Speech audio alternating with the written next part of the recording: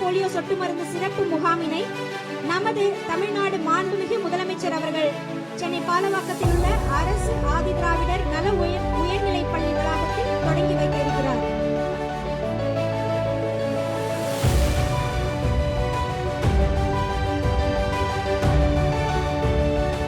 புலம்பெயர்ந்து வாழும் பெற்றோர்களின் குழந்தைகளுக்கு முகாம் நாளன்று போலியோ சொட்டு மருந்து வழங்கப்படும்.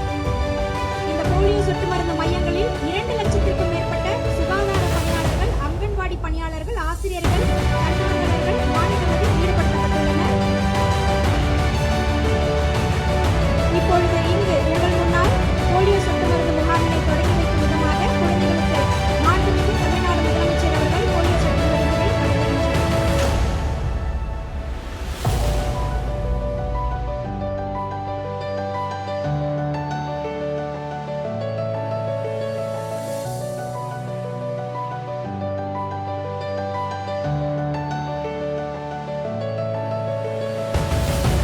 செல்ல குழந்தைக்கு 2 துளி போலியோ சொட்டு மருந்தினை வழங்கி அந்த குழந்தையின் எதிர்காலத்திற்கு ஒளி வீசும் வகையில் இன்றைய போலியோ சொட்டு மருந்து முகாம் மிக சிறப்பாக மாண்புமிகு தமிழ்நாடு முதலமைச்சர் அவர்களின் கரங்களால் தொடங்கி வைக்கப்பட்டுள்ளது.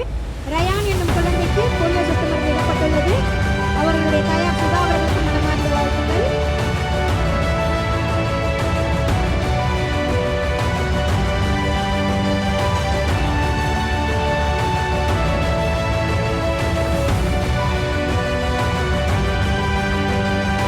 அடுத்ததாக குழந்தை தர்ஷனுக்கு போலியோ சொட்டு மருந்து வழங்கப்படுகிறது.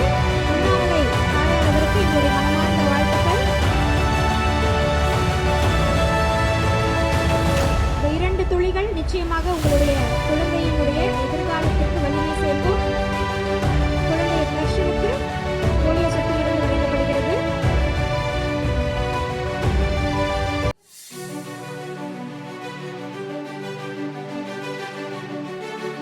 அடுத்து குழந்தை சியோனாவிற்கு போலியோ சொட்டு மருந்து வழங்கப்படுகிறது.